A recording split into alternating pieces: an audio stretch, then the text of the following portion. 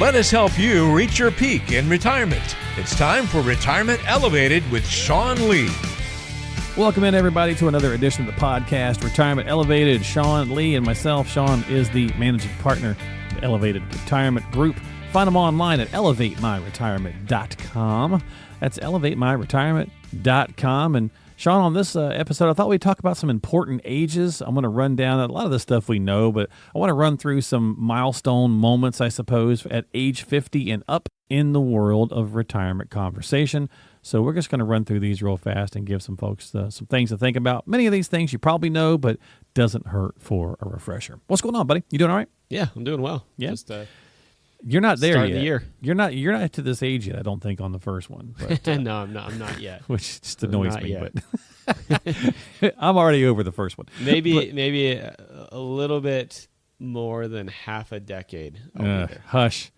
Well, let's talk about these important ages, though, because they are important, right? So let's start with the age. And I use this, and I know we're into the new year, and we're like right here at February, but it's already moving and grooving. Spring will be here before we know it. And I liken this, Sean, to Memorial Day and summer. Memorial Day is not officially summer, right? Not technically summer.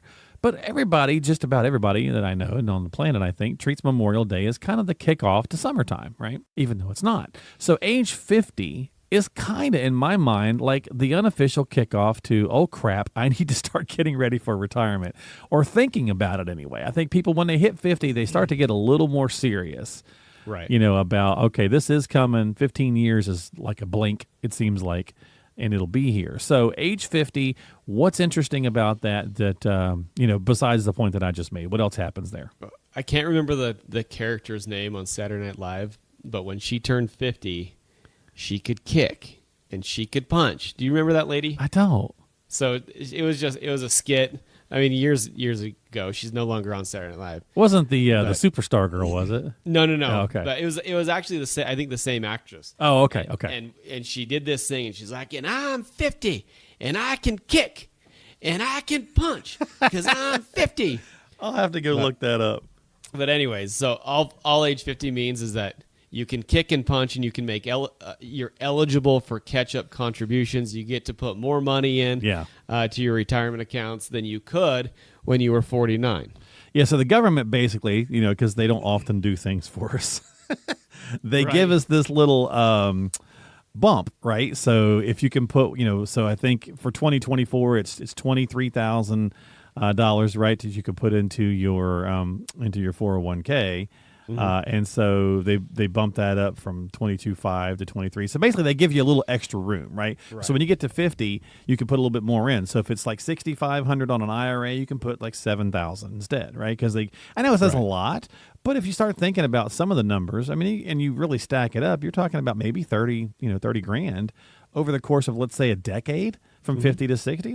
That's nothing to sneeze at, depending on the type of account. And it's usually some of your higher income years, right? And so, kids are off the payroll, right? They're gone, or they're in college or whatever it may be, and so you have the ability, hopefully, to put a little bit more money away, or maybe a mortgage is paid off or whatever. So exactly. So they give you the ability to save more. Yeah, you got some time now, and you're, like you said, you're making probably more than you ever have. So it's a good time to start going, and it's also, it opens that door though, because you're like, hey, the kids are off, and wow, we are making more. Where's this extra scratch coming from that we got?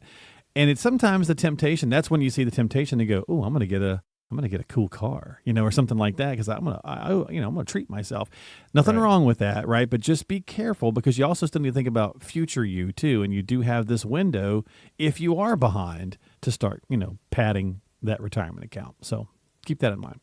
All right, age 55. This was an interesting. A lot of people don't know this one. What's the age 55 deal? So 55. A lot of people think that, well, I have to. When I retire, I immediately need to roll my money out of my 401k into my IRA.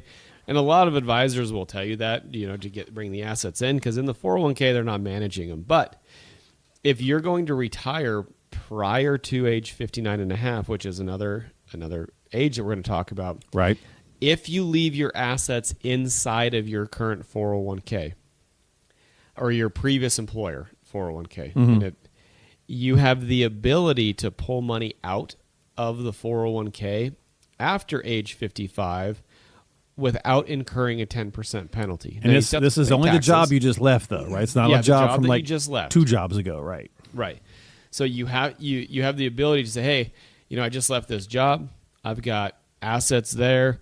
Maybe you want to roll out a little bit of it, but keep a chunk there so you can create withdrawals. Right. So you can kind of pull a check, right? Right. Yeah. And it allows you to pull money out of your 401k without hitting that next magical age, which is 59 and a half. Well, go ahead and jump there. So that's cool. Again, the 55 is a little known thing, so it works well if you're, again, just have left the job. Maybe you're retiring early and you need access to some funds for a little while. But, of course, the 59 and a half, that's one that just about everybody knows. But just give us the quick overview. 59 and a half, all that means is that you have access to your funds without that 10% early withdrawal penalty. Right. And it's so goofy that we've had this half stuff forever. I mean, it used to be the 70 and a half on the RMDs, and we'll get to that. Thank God they got rid of that one. But, it's like half, really? And you feel like that was like Congress at the time arguing about something, and they were like, we want this age, and we want this age. Well, what if we split it? Yeah, 59. Well, we want 60. Let's meet in the middle. Yeah, exactly. So silly. All right, age 62, pretty obvious here, but what happens?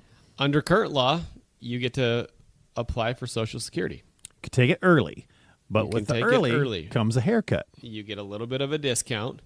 This is not the discount you want, though. No. I mean, you take less income. Yeah. If you're looking at a spousal benefit, the spousal benefit is reduced as well. So it just means that you have access to take Social Security at 62. You don't have to, but it's the earliest age that you can get access to it. Yeah, and this one always is a big one, right? So it's accessible. It's accessible. Accessible sounds very Southern. It's accessible, but do you really need to do it, or are you just thinking you should do it for whatever various reason? Run the math, talk with an advisor, sit down and get your numbers plugged in. Don't just turn it on just because you think you need to turn it on. It could be mathematically better to wait. Of course, if you need the money, you need the money, right? But it's all got to be part of the strategy. It's not like, here's my income streams, also and Social Security. Make that a part of it too, right? Kind of factor it all in there together. So, right. All right, age 65, pretty obvious again here. Medicare. You get to sign up for Medicare. You have to sign up for Medicare or you're penalized. You have to, right? For at least A. Part A. Yeah. And it's like a 3-month thing too, right? Aren't you supposed to kind of do this about 3 months before you actually need it or something like that? Yeah, so you'll go 3 months before your birthday. Mm-hmm. You're 64 in 9 months, then you sign up for Medicare. Gotcha. Because it takes them a while. it's the government. Big slow machine. Yeah, exactly. All right. And of course, Medicare, it's got a lot of fantastic things to it. Don't get me wrong, right? It does a lot of great stuff, and it's a pretty good program in a lot of ways, but it doesn't do everything. So just make sure you're aware, right? And you're looking at some of the places, and maybe talk to a Medicare specialist about what you need and how you want to operate and so on and so forth, because they can be pretty useful in that regard. Right. Okay, 67, possibly 66 in a few months, depending on when you were born. But I think most people now I think we're starting to phase out the 66. Yeah, closer to 67 for most. That's just full retirement age, where you receive not the most money that you could get, because that's age 70 when it comes to Social Security. Mm-hmm. But full retirement age for most people is between 66 and 67 years old. Yeah. That's when you're going to get your full Social Security benefit. And we should have probably said, Sean, the limitations come off here. So if you are still working and you are at 67 and you hit full retirement age, you could still, sky's the limit on what you're making. But if you were back to that 62, if you took it early, then you can only make a certain amount of money, right? Limitations on what you can make. Yeah, it was like $19,000 and some change, I think, for this year. Yeah. So keep that in mind, too. So it's like if you plan to take that money early at 62 for Social Security and you plan on working after 62, you're only going to be able to maybe do the part-time thing. So bear that in mind. But after 67, after you hit the full retirement age, sky's the limit, right? Make what you want. Make as much as you want as long as you're willing to pay taxes. Yep, exactly. And to your point, 70, that's whenever it maxes out. So if you're continuing to work after 70, there's no reason not to go ahead and fire up Social Security at that point, because it's not going to get any bigger. Right, get the extra money. Yep. So 70 is the max on that one. And it's a pretty nice jump up if you can wait too, right, Sean? From 67 to 70 is like 8% or something? 8% each and every year until age 70, and then it doesn't increase anymore. All right. So I mentioned the 70 and a half earlier. It is now 73. 73, 74, or 75. Yeah, they're going to roll that out, right, and make those changes. Based on the currently Secure Act 2.0. Currently, it's 73, though, right? Yeah. And that all that means is that that's your required minimum distribution age. That's when you have to start taking money out of your account, your retirement accounts, your IRAs, your 401ks, your 403bs, TSPs, all that stuff. Your alphabet soup. Yeah, and it just means that there's a calculation the government's going to tell you exactly how much you have to pull out. If you don't pull that money out, there's a penalty. They want you to pull it out so they can start to collect some tax revenue on you and not allow you to defer those funds forever. Yeah, they've been waiting. They want their cheese, right? And the reason that they're, people are like, well, they moved it from 70.5 to then to 72 and then 72 to 73, and they're like, well, this is part of the Secure Act. It's part of these things where, helping retirement, people get ready for retirement. And it's a win-win for them in a way in this one. People sometimes scratch their head, but I think for me, Sean, my thought process is if they keep pushing this back to when you have to take it, the accounts just get bigger. So when you do have to pay them, right? So currently it's what? Close. I know that there's a weird time. It's a table is weird to figure out the exact number, but just for ballparking, it's close to 4%, right? Right.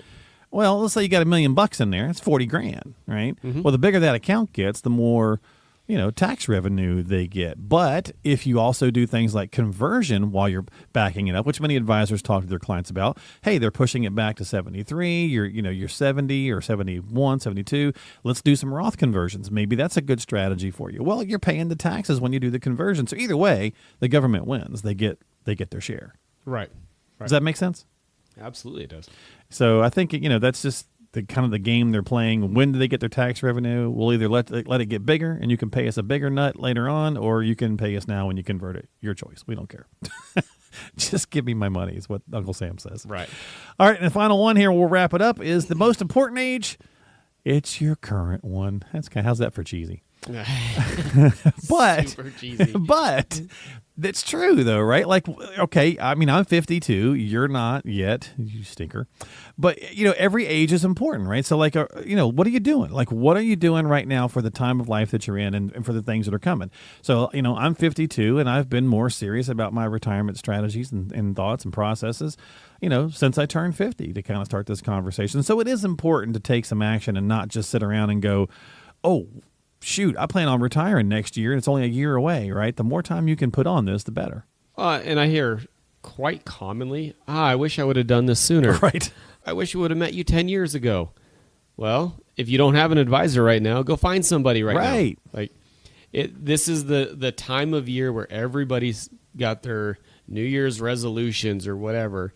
Well, don't talk about it. Like, be about it. Go meet with somebody. It doesn't have to be our team, but Go meet with somebody, interview a couple of people, talk to somebody, and put your plan in track. There you go. Put your plan in order and get yourself on track if you're not there currently. Yeah, you can tell Sean's a coach, right? Don't talk about it, be about it. Exactly. So get yourself rolling, folks, and reach out. If it's not Sean and his team, talk with somebody. You got important ages coming up here as you cross over 50 and moving on through that decade there. So reach out and give them a jingle. You can find them online at elevatemyretirement.com. That's elevatemyretirement.com. And don't forget to subscribe to the podcast on Apple, Spotify, and YouTube platforms. And we'll see you next time right here on Retirement Elevated. Thanks, Sean. Hey, thanks, man. Appreciate it.